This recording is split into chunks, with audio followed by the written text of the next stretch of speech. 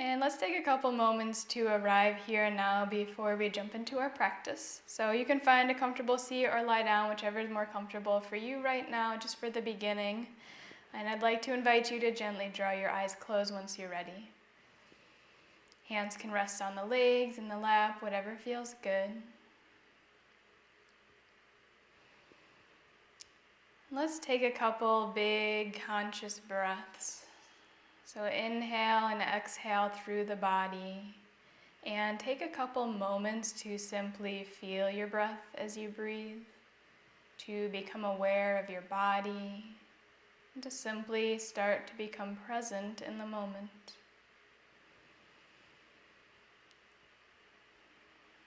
Really breathe to fill the lungs on the inhales, and on the exhales to release anything that no longer serves you.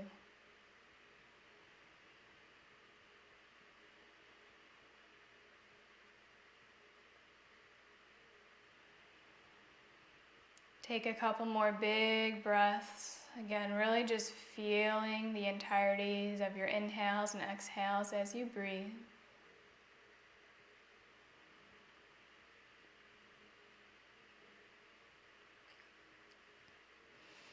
And as we are here sitting with each other, I'd like to bring to our awareness a thought for practice today, potentially a theme for your week, however you want to look at it. And today I'd like to share with you a quote. So the quote that I have for this week goes like this: anything which is troubling you, anything which is irritating you, that is your teacher. So I'll repeat it one more time. Anything which is troubling you, anything which is irritating you, that is your teacher. And this is by Ajahn Chah. So I'd like you to take a moment to maybe bring into your awareness something that might be troubling you currently, something that might be causing you stress, or even just kind of like annoyance in your life. Notice what comes up for you. And it might not be anything, but just become aware. So this quote suggests that what is troubling you right now, maybe something that is irritating you right now, that is your greatest teacher. So if you take a moment to think about this, when I thought about this quote and when I think about this quote, what came to me was actually an analogy of how a diamond is formed. So if you think about the process of how a diamond is formed, it starts very, very deep within the earth, and there's a lot of pressure, and it takes a lot of time for the bonds within the stone to come together. Eventually, that stone is brought up to the surface of the earth. So it takes time and pressure. From there, once the stone is mined and it comes out of the ground, it's pretty rough looking. It doesn't look like a diamond that traditionally women sometimes wear on their fingers, or a stone that we use in jewelry. The stone eventually has to become polished. It has to become all glittery and shined and shaped into a stone that can reflect and refract the light. So there's a lot that goes on with this stone. It doesn't just appear how it looks when we wear jewelry. So if you think about that analogy, there's pressure, there's time, there's polishing, there's all these sorts of things that happen to the stone for it to eventually become this beautiful, shiny stone. Just like with ourselves, throughout life we go through all these different things that put strain on us, that can trouble us, that can make us become weary throughout the span of our lives. We have two choices when we approach these things as we go throughout our lives. One is to let them build on us, to carry them within ourselves. The second option is to allow them to polish us, allow them to shape us in a way that allows us to reflect the light within, just like a diamond. So if you reflect upon maybe things that have happened in your life, big or small, that troubled you or caused you dismay, or something that's even kind of in your life right now, whether it's a coworker, whether it's a project you're working on, whether it's somebody that you have a strained relationship with, whatever it is, that is your greatest teacher. Allow those things to shape you into a more refined being or version of yourself rather than become a burden to hold you down. Because it's when we look at these things as our teachers that we can become better versions of ourselves and more connected to joy and peace and the love within. I know from my own story and my own path that there have been many, many, many things in my life that I could have chosen to weigh on me, that I could have chosen to not look at in a certain way. And it's when we truly allow ourselves to let these things that may be uncomfortable and maybe things we don't want to approach become our teachers, that we can become a lighter version of ourselves and truly reflect the love that is naturally within us. So I'd like you to present this to you again, maybe as just a thought for today. Maybe it's something that you bring throughout your week. Maybe as you go throughout your week, you notice things that kind of irk you or put you off edge, or things that you know that are annoying you or feel like a little pain in your side. Look at those things and ask yourself, why are these things troubling me? At the end of the day, you're the one that's being bothered by these things. So how can you flip your perspective and find the way to loving what is, as always, and using these things as your greatest teacher? So I'll close with a quote once more. Anything which is troubling you, anything which is irritating you, that is your teacher. Take a couple moments, contemplate that, or wrap up your thinking, if you will, before we move on to our meditation. So just take some time, digest. Eventually you can let it go as we begin to transition.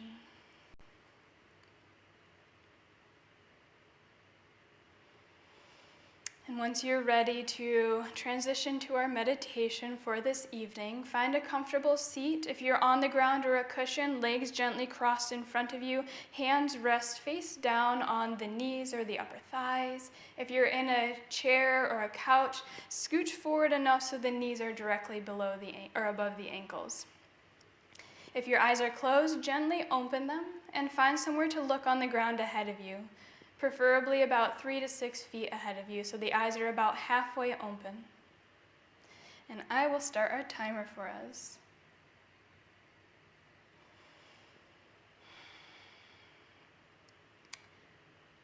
Begin to bring your awareness in towards the body, dropping your awareness towards the legs, the seat, the hips. Allow your lower body to sink towards the support of the ground beneath you. Let go, allow the legs to fall heavy. Begin to lift through the back body, stacking every vertebra one on top of another, growing tall towards the ceiling. Allow your shoulders to rest down your back body. Gently allow the elbows and arms to simply hang by your sides as the hands rest on the legs. Soften the space around your heart and your chest. Relax your belly. Notice if you tend to hold the belly in towards the spine, let it go. Continue to lift up through the neck, lengthening the back, the front, and the sides of your neck up towards the ceiling above you. Crown of the head reaches up as well. And begin to relax the face, so soften your forehead, relax the eyebrows and the eyes, soften your jaw and the cheekbones. Relax your ears and gently soften the back of your head as well.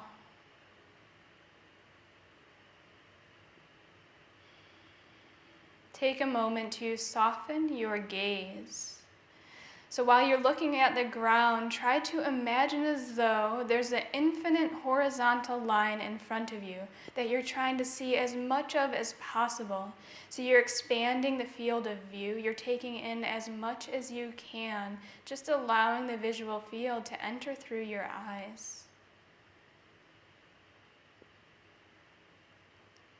As we've created a balanced state within the body, a grounded base of the body, the top half of the body reaching up towards the ceiling. The back of the body strong, yet the front of the body is light and open.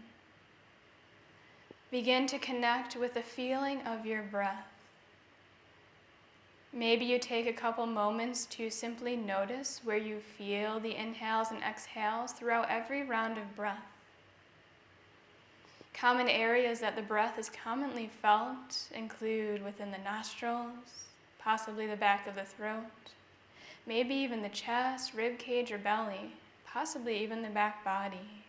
Take a couple moments, explore your breath. Notice where you feel it in the body.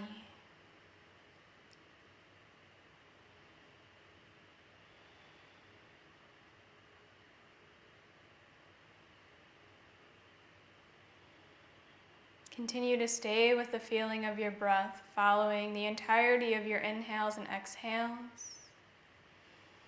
Again, allowing the mind to drop to the body.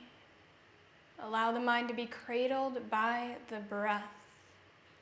Let everything else go.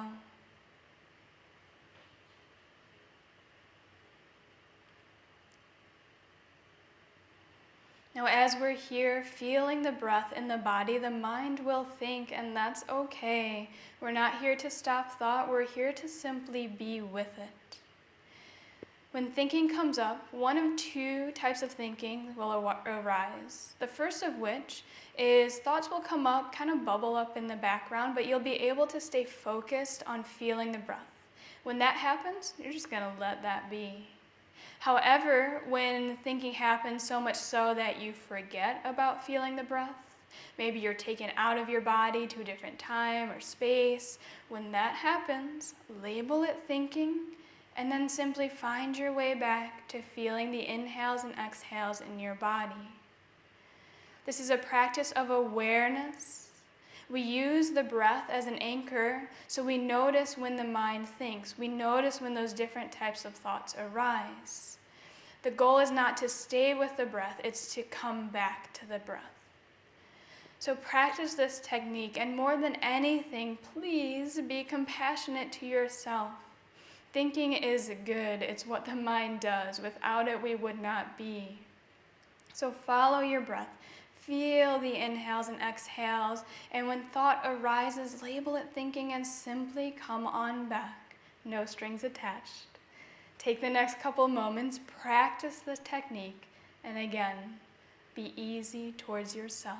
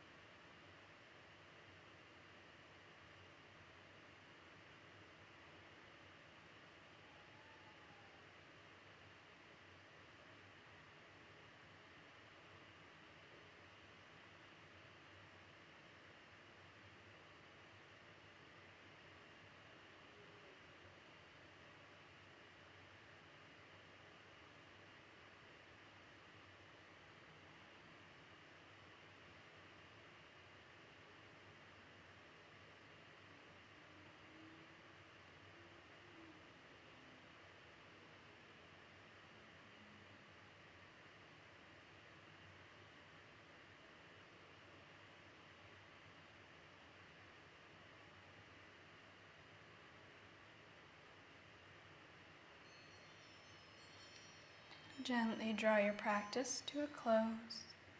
Feel free to add subtle movements to the body, close the eyes, whatever feels good. And we'll eventually meet up with the eyes drawn closed and palms touching at heart center. Take a couple of moments to consciously observe how you feel right now. Draw your awareness to your mind. Notice how it feels. What word describes the state of your mind? Gently tune into your body. Notice how it feels. What word describes your body right now?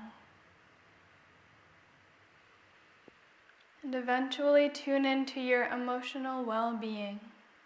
What emotion do you feel in this moment?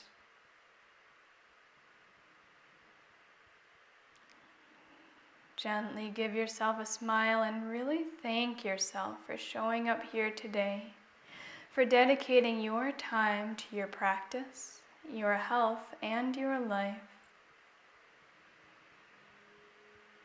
And thank you so very much for sharing your beautiful practice and energy with me and everybody else who joined in here tonight. The light in me truly honors the light in you. Namaste.